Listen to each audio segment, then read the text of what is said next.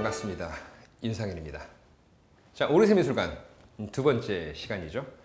구스타브 크루베의 화가의 아틀리에라고 하는 그림을 갖고 여러분들을 찾아뵙게 되었습니다. 오르세 미술관이 생길 수 있는 바로 그 시발점 역할을 해줬던 그림이 바로 지금 우리가 감상하고 있는 화가의 아틀리에라고 생각을 합니다.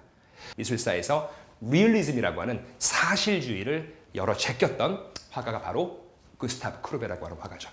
자, 그렇다면 그림이 그려진 1855년 19세기 중반에 프랑스의 예술계를 한번 알아보도록 하겠습니다. 아마 여러분들 아카데미라고 하는 용어를 많이 들어보셨을 겁니다. 아카데미라고 하는 교육기관에서는 누구를 위한 그림을 그릴 수 있도록 교육을 시킨 걸까요? 바로 당시 사회의 기득권들이겠죠. 역사를 배경으로 아니면 신화를 배경으로 한 아니면 성경을 배경으로 한 이런 그림들을 그릴 수 있도록 교육을 하고 있었죠. 하지만 크루베는 여기에 반기를 듭니다. 그렇지 않다.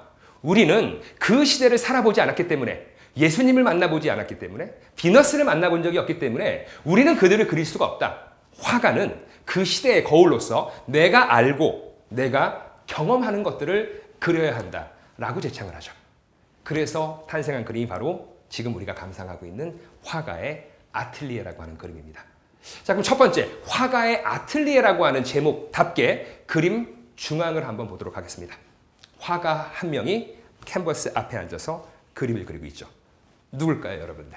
화가가 가장 잘 알고 있는 바로 자기 자신을 그린 겁니다. 또 그림에서는 자기가 화가인 것을 명확하게 알려주기 위해서 그림을 그리는 자기의 모습으로 자기를 묘사하고 있죠. 화가 뒤에 서 있는 전라의 여인을 보도록 하겠습니다.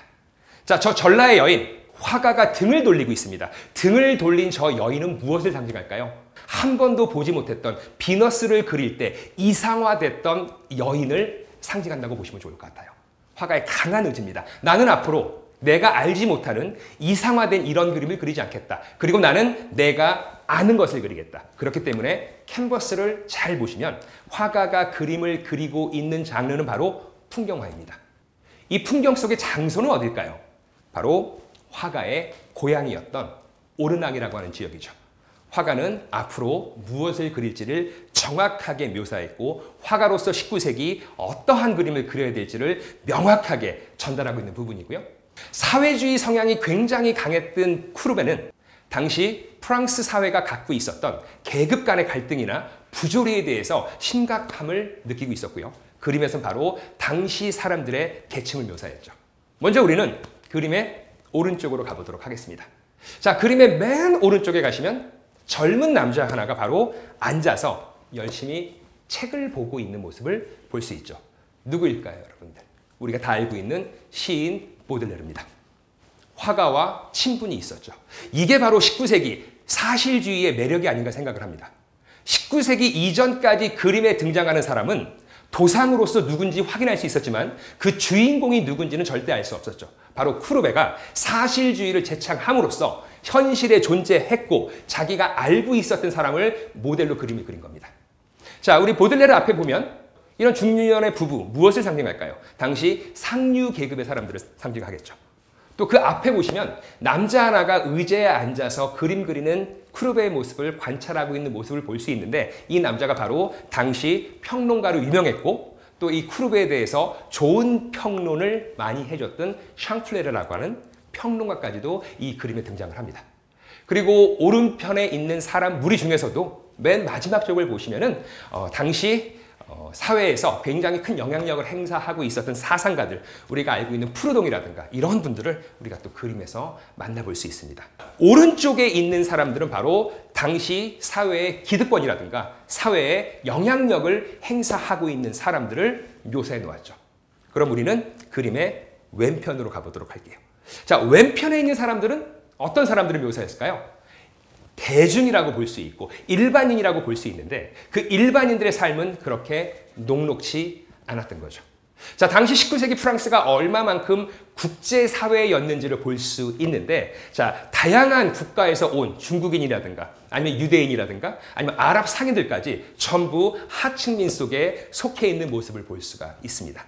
하지만 쿠르베 굉장히 재밌게도 여기에서 이런 하층민들을 묘사할 때 실제 주인공들을 썼죠. 당시 재무부 장관이라든가 아니면 당시 프랑스 황제였던 나폴레옹 3세가 여지없이 이 그림에 묘사가 되고 있습니다. 자, 나폴레옹 3세의 모습을 한번 찾아보도록 하겠습니다. 그림 왼쪽 하단에 보시면 사냥개와 함께 사냥꾼으로 묘사된 사냥꾼이 등장을 하는데 그의 얼굴을 잘 보시면 우리는 나폴레옹 3세라는 걸 쉽게 알 수가 있죠. 자, 나폴레옹 3세는 당시 독재 정권으로 굉장히 유명했고 또 언론 탄압을 굉장히 심하게 한 통치자라고 알려져 있는데 그걸 상징하기 위해서 바로 사냥꾼이었던 나폴레옹 3세 앞을 보시면 해골이 신문 위에 올라가져 있는 걸 볼 수가 있습니다. 자, 신문 위에 해골이 올라가 있다. 무슨 얘기일까요? 언론이 제 기능을 하지 못한다고 하는 당시 사회를 적나라하게 묘사하고 있죠. 그렇다면 이렇게 일반인들이 살고 있는 삶이 고통스러울수록 일반인들이 의지하는 곳은 무엇일까요? 바로 종교였겠죠. 그림 왼쪽 무리에서도 오른쪽에 보시면 십자가 처형 당하는 예수님이 등장을 하는데 그 예수님이 굉장히 힘없이 처져 있는 모습을 볼 수 있습니다. 또 그 예수님 아래에서는 배고픈 여인이 간신히 자기 아이에게 젖을 물리고 있는 정말 처참했던 일반인들의 삶, 그 어떤 예술가도 관심을 가져주지 않았던 프랑스의 현실을 고발한 그림이죠. 자, 화가는 이 그림을 그리고 스스로 이야기합니다.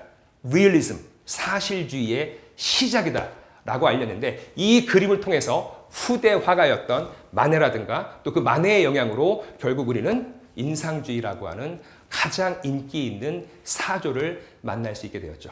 자, 이렇게 한 화가의 새로운 생각으로 새로운 사조가 시작했던 그 시발점을 알렸던 그림이 이 쿠르베의 화가의 아틀리에라는 그림이기 때문에 오르세 미술관에 가시면 자, 계단 내려가셔서 첫 번째 왼쪽에 굉장히 큰 전시관에 전시가 되어 있는 걸 여러분들이 보실 수 있고요. 오르세 가시는 분들은 이 그림과 같이 전시되고 있는 오르낭의 매장이라는 그림도 같이 감상하는 걸 권해드립니다.